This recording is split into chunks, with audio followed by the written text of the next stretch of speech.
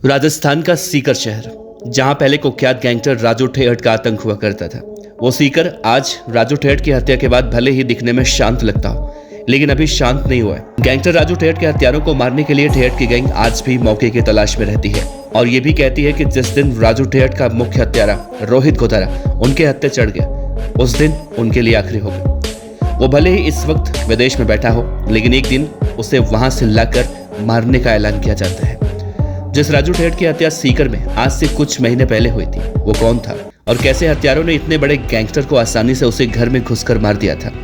राजस्थान के अपराध की दुनिया में आनंद पाल सिंह, जीवन राम गोतारा, बलबीर बानोडा और राजू ठेहट के आपस में कनेक्शन क्या थे, आज सारे के सारे मारे जा चुके हैं। आज के इस वीडियो में हम आपको बताएंगे गैंग ऑफ राजस्थान की कहानी, जो किसी फिल्मी कहानी से कम नहीं है।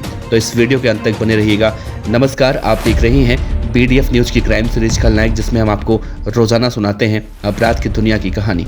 राजस्थान के सीकर के कुख्यात गैंगस्टर राजू ठेहट के लिए 3 दिसंबर 2022 की वो ठंडी रात भारी पड़ी, जब 4 छद्मवेशधारियों ने राजेंद्र जाट और फिर राजू ठेहट पर गोलियों की बौछार कर दी और वो वहीं पर ढेर हो गया। तो सबसे पहले बताते हैं कि राजू ठेहट अपराध की दुनिया में डॉन कैसे बना।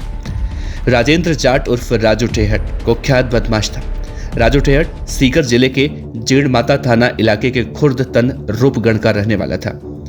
कॉलेज के दिनों में उसने राजनीति में अपने कदम बढ़ाए। वो अखिल भारतीय विद्यार्थी परिषद यानी कि ABVP से जुड़ा और छात्र राजनीति में एक्टिव हो गया। उस वक्त सीकर के SK कॉलेज में ABVP के गोपाल फोगावट का राज चलता था। गोपाल फोगावट राजनीति के साथ शराब का धंधा करता था। राजू ठेहट गोपाल फोगावट से प्रभावित हुआ और राजू ठेहट भी शराब का धंधा करने लगा। इसी बीच दूध के व्यापार करने वाले बलबीर बानोडा की मुलाकात राजू ठेहट से हुई। बस बलबीर बानोडा को भी शराब का धंधा रास आ गया और वो भी शराब कारोबार में शामिल हो गया। समय गुजरता रहा। अवैध शराब तस्करी के कारोबार में अपना वर्चस्व कायम करने के लिए साल 1998 में राजू ठेहट और बलबीर बानोडा ने मिलकर सीकर के बोभाराम की हत्या कर दी। इस हत्या के बाद दोनों का कद इलाके में बढ़ गया और अवैध शराब तस्करी समेत और अवैध धंधे बिना राजू ठेहट की मर्जी से कोई नहीं कर सकता था।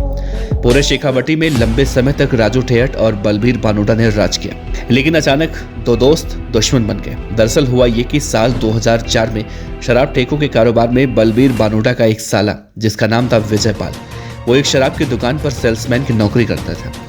राजू ठेहट को ऐसा लगने लगा कि विजयपाल रुपयों के लेन देन में कुछ गड़बड़ कर रहा है। बस विवाद हुआ और राजू ठेहट ने अपने साथियों के साथ विजयपाल की हत्या कर दी। इस हत्या के बाद राजू ठेहट और बलबीर बानोडा जाने दुश्मन बन गए। शेखावटी इलाके में गोपाल फोगावट का राजू ठेहट पर हाथ था तो कोई उसका विरोध नहीं कर पाता था। बौखलाया हुआ बलबीर बानोडा उस वक्त नागौर जिले के सांवरात के रहने वाले गैंगस्टर आनंद पाल सिंह से हाथ मिला लिया।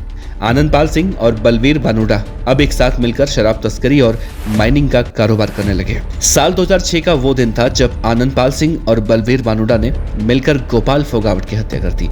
अब यहाँ पर ध्यान दीजिएगा, उस गोपाल फोगावट की हत्या हुई जिसका इलाके में राज चलता था और जिसका हाथ राजू ठेहट के ऊपर था। राजू ठेहट अपने आका की हत्या के बाद विफर गया और आनंद पाल सिंह और बलबीर बानोडा को खत्म करने की कसम खा ली। राजू ठेहट को हर वक्त बस बदला दिखता था। साल आया 2012।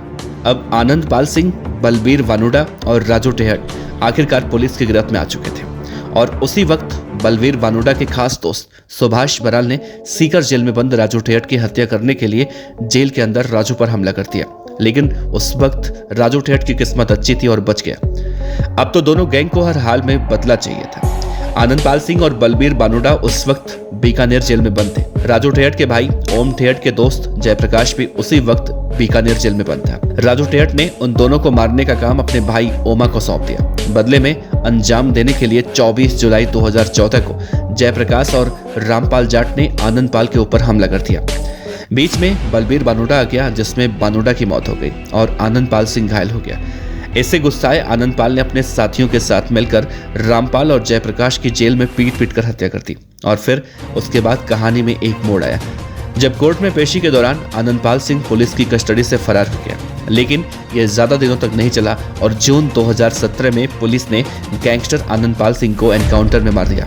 ये वो वक्त था जब जुर्म की दुनिया में गैंगस्टर लॉरेंस बिश्नोई की एंट्री हो रही थी और धीरे धीरे राजस्थान के अपराध की दुनिया में लॉरेंस बिश्नोई गैंग ने अपनी धमक बनाई। वसूली और वर्चस्व को लेकर लॉरेंस और राजू ठेहट में दुश्मनी हो गई। इधर आनंदपाल सिंह का गैंग भी बदले की फिराक में था, लेकिन कभी मौका मिला नहीं। फिर आया कोरोना का काल, जब गैंगस्टर राजू ठेहट जमानत पर बाहर आया।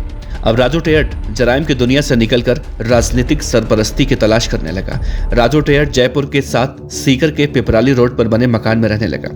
इधर दुश्मनों का गैंग राजू ठेहट के एक एक पल की निगरानी कर रहा था और मौके की तलाश में था। विरोधी गैंग ने चाल चली और राजू ठेहट के मकान के ठीक सामने विरोधी गैंग के 2 गुर्गे पीजी में छात्र बनकर रहने लगे। फिर आई वो रात जो राजू ठेहट की आखिरी रात थी। शनिवार 3 दिसंबर 2022। अगली सुबह देखना राजू ठेहट की किस्मत में नहीं था। 2 छात्रों ने राजू ठेहट के घर की घंटी बजाई तो राजू ठेहट ने दरवाजा खोला, तभी उन छात्रों के 2 और साथी आ गए। बस उसके बाद गोलियों की जो बौछार शुरू हुई, राजू ठेहट की मौत के कंफर्म होने के बाद रुकी। पुलिस ने उस वक्त ये बताया था कि चारों बदमाशों ने घटनास्थल पर कुल 52 राउंड फायरिंग किए थे। राजू ठेहट की मौत के साथ ही ठेहट गैंग का खात्मा हो गया।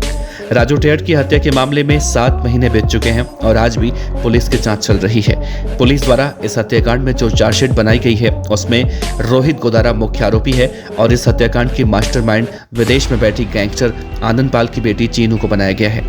कहा जाता है कि आज भी राजू ठेहट गैंग के बदमाश लॉरेंस बिश्नोई और रोहित गोदारा से बदला लेने के लिए प्लानिंग करते हैं और समय समय पर इनकी गिरफ्तारियां भी होती रहती हैं।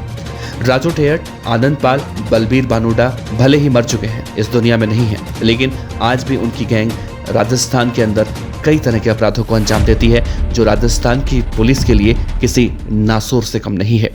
Team BTF news.